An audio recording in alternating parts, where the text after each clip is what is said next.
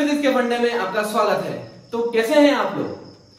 आज के इस वीडियो में हम डिस्कस करेंगे क्रॉस प्रोडक्ट या वेक्टर प्रोडक्ट की। ये बहुत ज्यादा इंपॉर्टेंट है हमारे आगे आने वाले टॉपिक्स के, क्योंकि हम आगे डायनामिक्स की बात करने वाले हैं, रोटेशनल डायनामिक्स, राइट? चलो शुरू करते हैं। Now you know that in vectors there are two types of product, one is cross product and second is dot product. हम यहां पर डिस्कस करेंगे क्रॉस प्रोडक्ट की। इस क्रॉस प्रोडक्ट को वेक्टर प्रोडक्ट बोलते हैं। Whenever you are finding the cross product of two vectors, you will always get a third vector. Whenever you find the cross product of two vectors, you will get a vector. Vector को cross product करने पे एक vector ही मिलता है, ठीक है? तो मान लीजिए कि हमने दो वेक्टर लिए a, b और हमने उसका क्रॉस प्रोडक्ट किया तो हमें क्या मिला c। अब अगर मैं इसकी मैग्नीट्यूड की बात करूं तो इसका मैग्नीट्यूड कैसे देते हैं? a magnitude b magnitude into sin theta, right? Magnitude of vector A, magnitude of vector B into sin theta. This will give me magnitude of C. So इसको ऐसे भी लिख सकते हैं direct AB sin theta equal to C magnitude, right? But हमें पता है क्योंकि ये वेक्टर है तो इसके पास कुछ ना कुछ डायरेक्शन भी होगी, तो हम इसको ऐसे लिखते हैं A into B into sin theta into n cap, where n cap is any general unit vector, right? Unit vector आपको पता है इसके पास डायरेक्शन होती है और मैग्नीट्यूड 1 होता है, right? चलिए अब ये जो थीटा है, ये थीटा क्या है दोस्तों? A into B into sin theta. Theta क्या है? Theta is called as included angle. Theta is called as included angle. अब आपको included angle निकालना आता है या नहीं हम चेक करेंगे इन प्रॉब्लम से। सपोज ये दो वेक्टर्स है, वेक्टर A और वेक्टर B, और ये एंगल थीटा है। अगर मैं दोस्तों पूछूं कि इसमें included angle कितना है, included angle कितना है दोस्तों बताओ? थीटा। शाबाश, वेरी गुड। ये वेक्टर A है या वेक्टर B है, इसमें इंक्लूडेड एंगल कितना है? Theta? No, the correct answer is यहां पर इंक्लूडेड एंगल हमारा 180 माइनस थीटा है दोस्तों। ये आपको समझना बहुत ज्यादा इंपॉर्टेंट है। कैसे हम इंक्लूडेड एंगल कैसे निकालते हैं? Go and stand at the point of intersection of the two vectors, go and stand at the point of intersection of two vectors and see where the rays are going away from you. The angle between those rays is called as angle of included angle, ठीक है? चलिए, तो क्या करते हैं, ये point of intersection यहाँ पे खड़े हुए हैं, यहाँ पे हमने देखा दोनों रेज इधर जा रही है तो ये एंगल थीटा हो गया, तो हमारा इंक्लूडेड एंगल आ गया थीटा, ठीक है? अब ये रे यहाँ जा रही है इधर और ये रे यहाँ जा रही है, ये हमारा पॉइंट ऑफ इंटरसेक्शन है। पॉइंट ऑफ इंटरसेक्शन के देखो कि कहाँ हमसे दूर जा रही है, गोइंग अवे फ्रॉम। इस पॉइंट से ये इधर, तो एक्चुअली में इंक्लूडेड एंगल हमारे ये है। तो आया समझ में आपको दोस्तों कि 180 माइनस थीटा क्या है? क्लियर? अगर मैं आपको ये प्रॉब्लम देता, लेट्स से वेक्टर A ये है और वेक्टर B ये है, राइट? अब बताओ दोस्तों इंक्लूडेड एंगल, अभी भी मेरा इंक्लूडेड एंगल थीटा ही होगा। क्यों? क्योंकि ये एंगल अभी भी थीटा है। अगर ये थीटा है तो ये भी थीटा होगा, वर्टिकली ऑपोजिट। क्लियर? चलिए अब कुछ इंपॉर्टेंट पॉइंट डिस्कस करते हैं वेक्टर्स के बारे में। Suppose A vector cross B vector लिया मैंने, तो हमें मिलता है C वेक्टर। सर ठीक है, A vector cross B vector C vector मिलता है। एक चीज आपको ध्यान रखना है यहाँ पे कि अगर मेरा A vector cross B vector, मतलब ये दोनों वेक्टर XY प्लेन में है, XY प्लेन में, जरूरी नहीं बोल रहा हूँ दोस्तों मैं X में हो या Y में हो, कहीं भी हो XY प्लेन में, ठीक है? जैसे मान लीजिए ये दो वेक्टर है, राइट? एक X एक्सिस के अलाउंग है, एक इधर है, तो ये दोनों XY प्लेन में ही है, मेरे बोर्ड में ही, इस बोर्ड में, ये बोर्ड को मैं XY प्लेन बोलता हूँ, ठीक? अगर दो वेक्टर मेरे XY प्लेन में है तो इनका क्रॉस प्रोडक्ट हमेशा प्लेन के परपेंडिकुलर आएगा। इसके इस प्लेन के परपेंडिकुलर, देखो XY प्लेन के परपेंडिकुलर किस एक्सिस के अलाउंग होगा? Z एक्सिस के अलाउंग, करेक्ट? इसका मतलब आंसर हमेशा Z एक्सिस के अलाउंग ही आएगा, ठीक है? प्लस Z माइनस Z वो हम निकालेंगे, सीखेंगे, लेकिन अभी के लिए आप याद रखिए कि जो प्लेन आने वाला है, जो एक्सिस आने वाली C की, वो हमेशा Z एक्सिस के अलाउंग ही होगी। क्लियर? चलिए इस क्रॉस प्रोडक्ट के कंसेप्ट को और अच्छे से समझते हैं। सपोज यहां पर मैंने दो वेक्टर लिए, let's say vector A and vector B, उनका इंक्लूडेड एंगल कितना दोस्तों? थीटा। शाबाश। अब मैं क्या कर रहा हूं, मैं इस B वेक्टर को रिजॉल्व कर रहा हूं।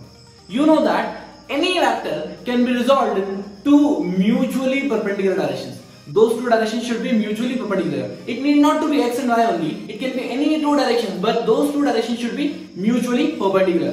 तो एक काम करता हूं मैं, एक डायरेक्शन मान लेता हूं अलोंग दी ए और एक डायरेक्शन मान लेता हूं perpendicular to the a vector. एक डायरेक्शन में मान रहा हूं अलोंग दी ए, एक डायरेक्शन मान रहा हूं परपेंडिकुलर टू ए। तो मैं बी को रिजॉल्व कर रहा हूं।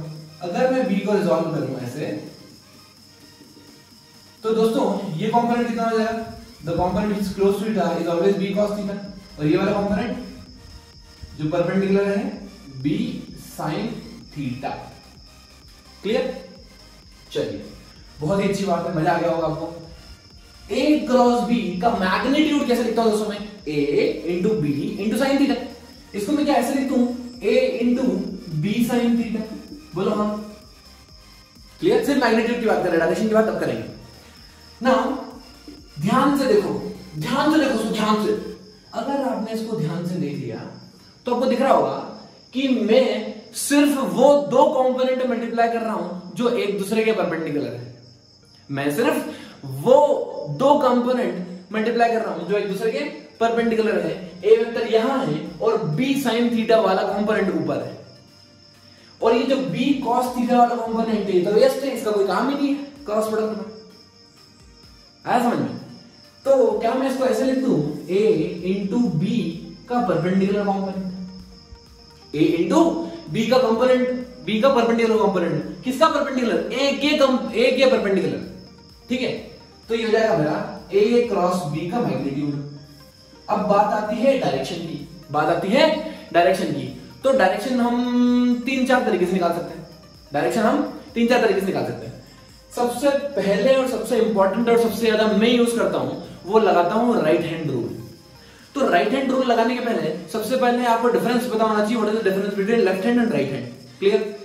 तो हम लगाते हैं राइट हैंड रूल। देखो, राइट हैंड रूल का कॉन्सेप्ट ये है कि राइट हैंड की रिस्ट को उस पॉइंट पे रखना है जहां पे हमको टॉर्क निकालना है या कोई भी क्रॉस प्रोडक्ट का वैल्यू निकालनी है। ठीक है, मुझे क्रॉस प्रोडक्ट निकालना है ए और बी के बीच में।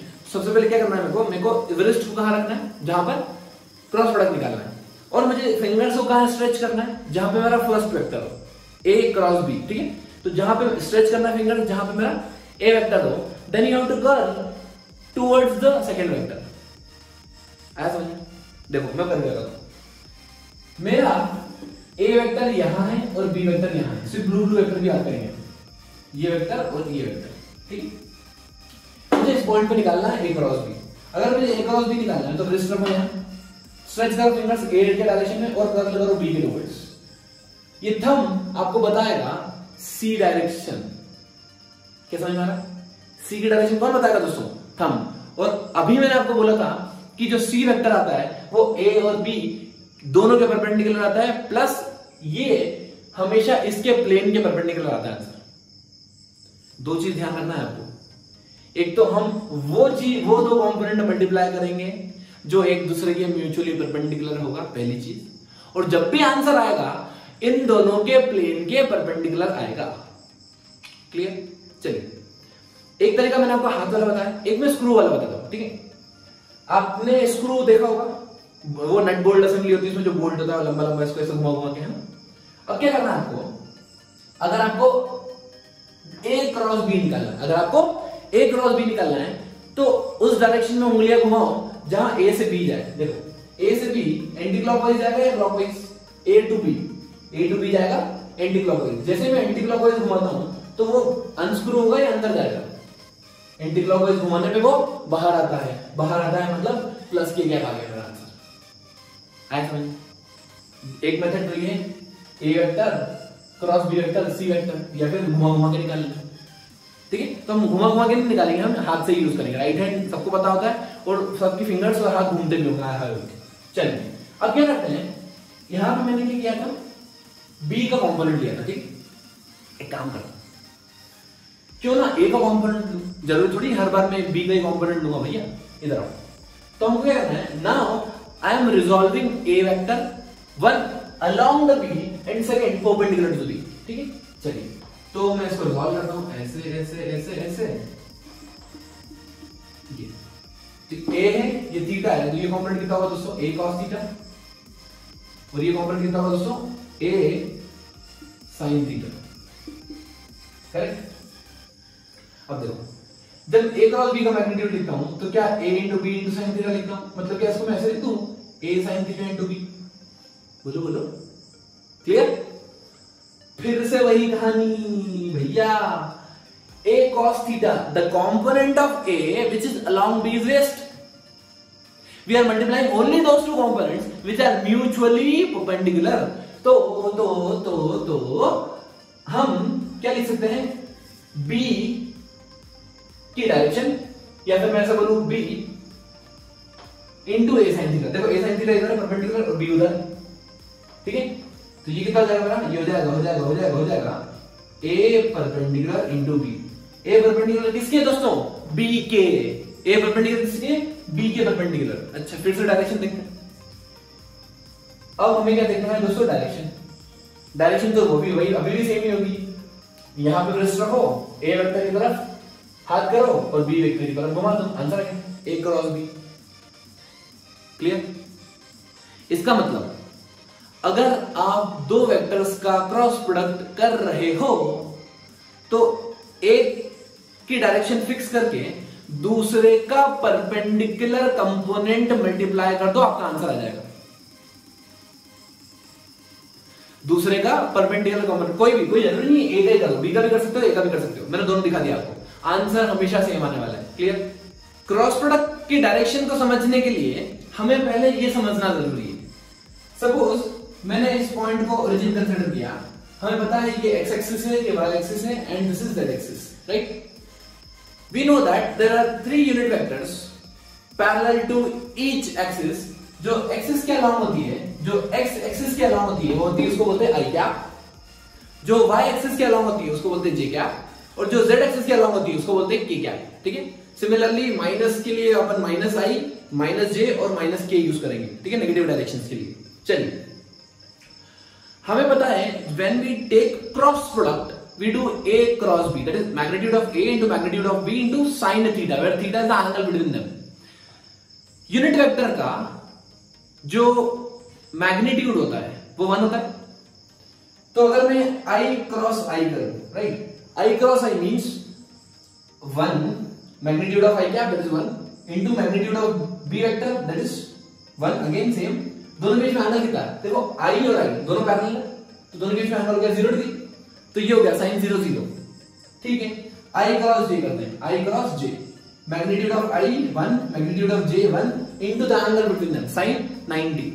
इसका मतलब ये नॉन जीरो आएगा, कुछ नॉन जीरो आएगा, ठीक है, that is for sure. i cross k करते हैं, जब मैं i क्रॉस k करता हूं तो ये आएगा 1 इनटू अगेन sin, इसके बीच में देखो एंगल, इसके बीच में एंगल भी कितना है? ये बाहर, ये रहा 90 डिग्री। इसका मतलब ये भी एक नॉन जीरो वैल्यू आएगी। तो आपने क्या सीखा कि अगर खुद के साथ करो तो 0 और दूसरों के साथ करो तो रिजल्ट आएगा, that is for sure, right? खुद के साथ करने पे 0 क्रॉस प्रोडक्ट, खुद के साथ अगर i क्रॉस i करते हैं 0 और i cross j, i cross k, दूसरों के साथ क्रॉस प्रोडक्ट करने पे हमारे पास कुछ ना कुछ वैल्यूज आएगी। अब देखते हैं ये वैल्यू बेसिकली है क्या, ये किस डायरेक्शन को रिप्रेजेंट करती है। हम इसको इजी बनाने के लिए इसको एक सर्कल के मेथड से समझते हैं। एक सर्कल मान लीजिए, ऊपर लिखिए i, इधर j, इधर k, और आपको क्लॉकवाइज घूमना है। कैसा घूमना है आपको? क्लॉकवाइज। ठीक है? अगर अपन ने यहां से स्टार्ट किया घूमना, तो ध्यान से देखो दोस्तों, ये i है, ये j है, ये k है, ठीक है? क्लॉकवाइज घूमेंगे तो आंसर पॉजिटिव आएगा, और एंटी क्लॉकवाइज घूमेंगे तो आंसर नेगेटिव आएगा। बस ये चीज ध्यान रखना है, ठीक है? अच्छा, i क्रॉस i बोलो, i क्रॉस i कितना होगा दोस्तों? खुद के साथ करने पे 0, i क्रॉस j मतलब आप i से j पे जा रहे हो, तो क्या k मिलेगा? तो आंसर आएगा मेरा plus k। Clear? i cross k, i सब k की तरफ है, k की तरफ क्या एंटी क्लॉकवाइज घूम रहे हो? एंटी क्लॉकवाइज घूमने पे आपको मिलेगा माइनस j। ठीक है?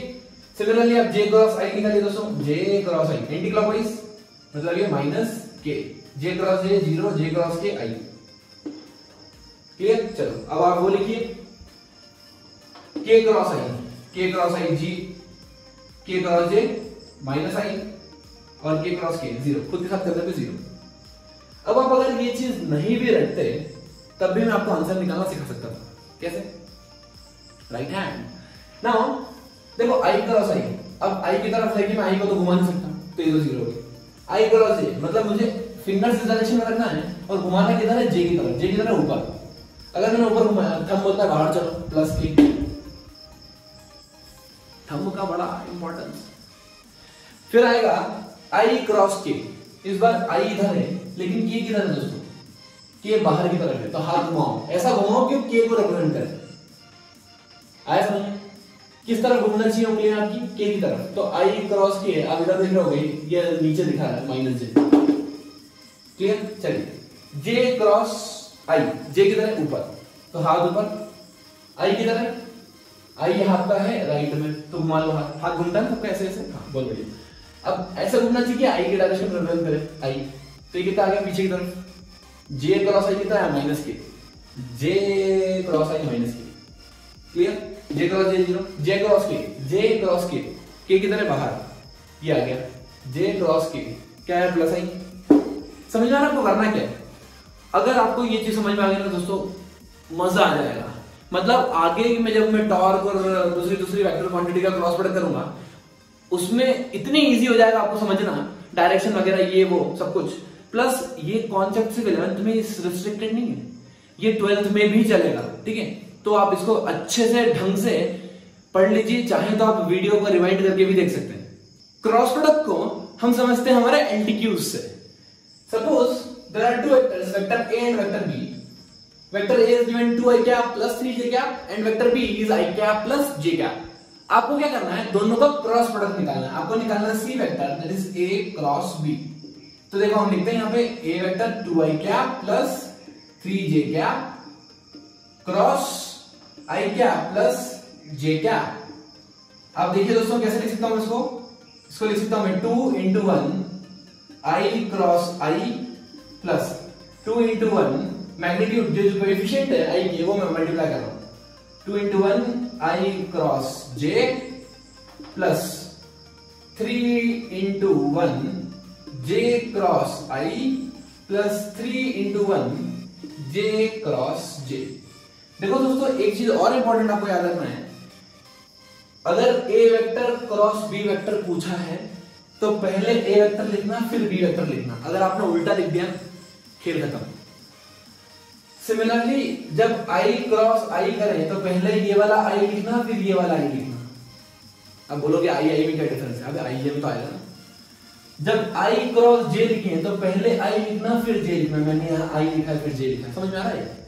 यहाँ j क्रॉस i, ये j क्रॉस i और ये j cross j cross j, clear. चलो अब i क्रॉस i खुद से करेंगे जी, i क्रॉस j, या फिर i क्रॉस j सर्कल, या फिर मैं i क्रॉस j ऐसे हाथ से लिखा सकता हूँ। i क्रॉस j कितना क्या k 2k क्या plus 3 j cross i। j cross i कितना होगा, j क्रॉस i होगा 3, बोलो j क्रॉस i दोस्तों, j क्रॉस i मतलब साइकिल में वहीं उल्टा जा रहे हैं, या फिर अपन j क्रॉस i लिखे, j इधर i इधर, j ऊपर i इधर माइनस के, j क्रॉस j खुद से करेंगे क्या आएगा 0, तो मेरा आंसर आ गया माइनस के क्या। एक चीज और समझ में आ रही होगी आपको दोस्तों, ये i और j मतलब ये वाला जो वेक्टर है ये इस प्लेन में, ये बोर्ड माने ये मान लिया x एक्सिस y एक्सिस, ये इस प्लेन में, बोर्ड वाले प्लेन में, i प्लस j ये भी इसी प्लेन में।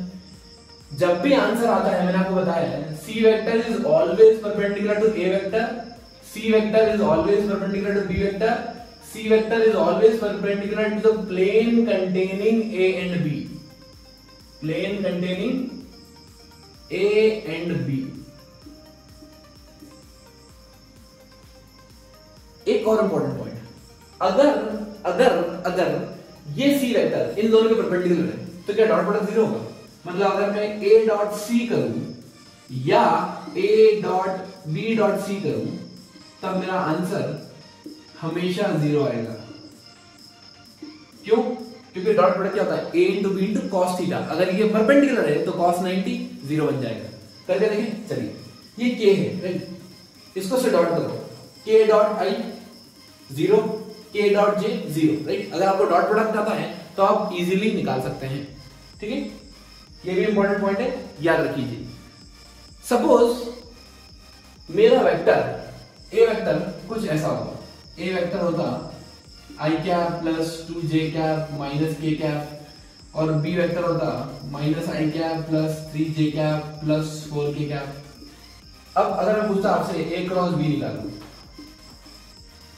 तब दोस्तों आपके प्लांट भी निकल जाते हैं। क्यों? देखो इधर, ये यहां रखोगे, ये यहां रखोगे, फिर एक एक को मल्टीप्लाई करोगे।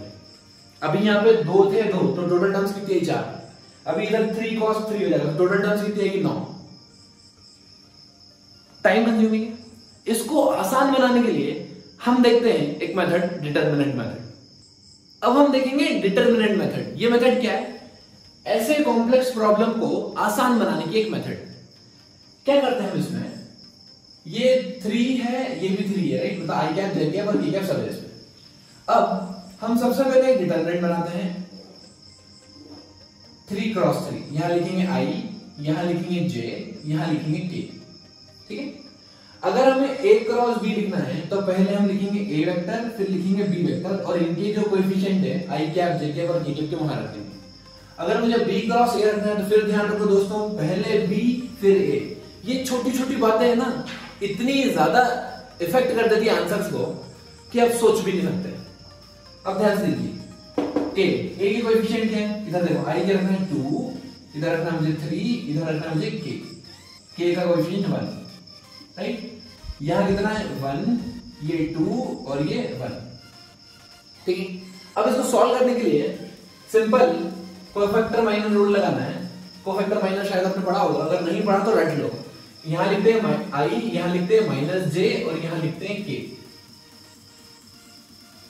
ठीक है? फिर से अब इनके मुझे कोएफिशिएंट फिल करना है बस। यहां लिखा i माइनस j और k। ठीक है? i माइनस j और k, स्टैंडर्ड है plus i minus j plus k। अब देखो क्या करना है, जब मैं i वेक्टर निकालूंगा, जब मैं i निकालूंगा तो ये कॉलम और ये रो डिलीट कर दो, सब हटा दो। ठीक है? अब मुझे क्या करना है, ऊपर से नीचे मल्टीप्लाई करना है, this into this minus this into this. Clear? तो कितना आएगा 3 इंटू 1 माइनस 2 इंटू 1। ठीक है? जब मैं j कैप लिखूंगा तो ये हटाओ कॉलम, ये हटाओ रो, अब इसका मल्टीप्लाई करो, इसका 2 इंटू 1 माइनस 1 इंटू 1। कितना आएगा दोस्तों 2 इंटू 1 माइनस 1 इंटू 1। ठीक है? कंफ्यूजन ना हो इसलिए मैं रख कर देता हूं ये। अब देखिए आप, जब मुझे की कैप लिखना है तो मैं क्या हटाऊंगा, के कॉलम और के रो। क्या बचा, ये 4, फिर ऊपर से स्टार्ट करेंगे टॉप से, ऐसे फिर ऐसे, तो 2 इंटू 2 4, 1 इंटू 3 तो जाएगा 4 माइनस 3। क्लियर? आपका आंसर आ गया। आपका आंसर आ गया i cap minus j cap plus k cap. This is the value of vector सी।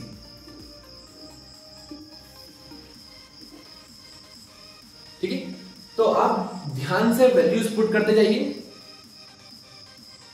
3 बातें ध्यान रखना है। पहली बात, आप चेक करो a क्रॉस b लगाना है या b क्रॉस है। जो पहले लिखना है वो यहां पहले लिखो। ठीक है? फिर डिटरमिनेंट बना दो, i j k और इनके कोएफिशिएंट रख दो, a के कोएफिशिएंट, b के कोएफिशिएंट्स। और जो लास्ट और इंपॉर्टेंट बात है वो हमको यहां पे लिखना है i फिर माइनस j और k, फिर सॉल्व करना। एक और इंपॉर्टेंट पॉइंट मैंने आपको बताया था कि जब भी आंसर आता है, जब भी मेरा आंसर आता है वो a वेक्टर के भी परपेंडिकुलर होता है, b वेक्टर के भी परपेंडिकुलर होता है और उन दोनों के प्लेन के भी परपेंडिकुलर होता है, राइट? अगर ये परपेंडिकुलर है तो इसका इन दोनों के साथ डॉट प्रोडक्ट क्या होना चाहिए दोस्तों? 0। a dot b, a into b into cos 90, cos 90 0। चलो करके देखते हैं। क्रॉस प्रोडक्ट में i डॉट i 1 होता है, बाकी सब 0 होते हैं। ठीक है? तो i डॉट i कितना हो गया? I am finding a dot c। a dot c कितना है मेरा 1, फिर this is 3, this is minus 1, minus 3, फिर this is 1, this is 1, k dot k ये आ गया मेरा।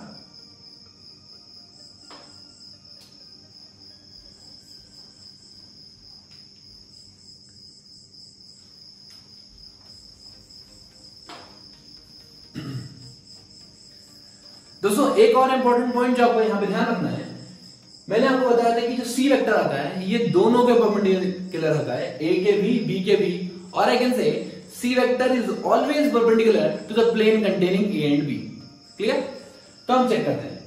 डॉट प्रोडक्ट अगर आपको याद हो तो ए डॉट ए स्क्वायर टाइप होता है, या मैं ऐसा बोलूं आई डॉट आई 1 होता है, आई डॉट जे 0, बाकी सब 0, राइट? खुद से करने पे यहाँ पे 1 आता है, और ये स्केलर क्वांटिटी, इसमें कोई डायरेक्शन नहीं होती। तो हम अगर इसको देखें, हम क्या निकालेंगे यहाँ, a डॉट सी निकाल के देखते हैं।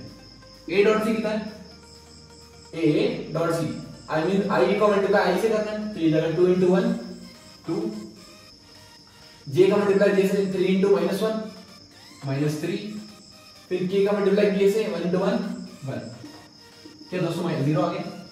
इसका मतलब c वेक्टर और a वेक्टर दोनों परपेंडिकुलर है। एक बार b भी चेक कर लेते हैं। 1 into 1 b डॉट a निकाल रहे हैं, 1 into 1 1 plus 2 into -1 -2 k dot k 1 into 1, hence proved. इसका मतलब हमने देखा कि जो c वेक्टर आएगा वो हमेशा दोनों वेक्टर के म्यूचुअली परपेंडिकुलर होगा, दोनों वेक्टर के परपेंडिकुलर होगा, राइट। और I can say c vector is perpendicular to the plane containing a vector and b vector. Clear. हर पल पे तेरा ही नाम होगा, तेरे हर कदम पे दुनिया का सलाम होगा, मुश्किलों का सामना हिम्मत से करना, देखना एक दिन वक्त भी तेरा गुलाम होगा।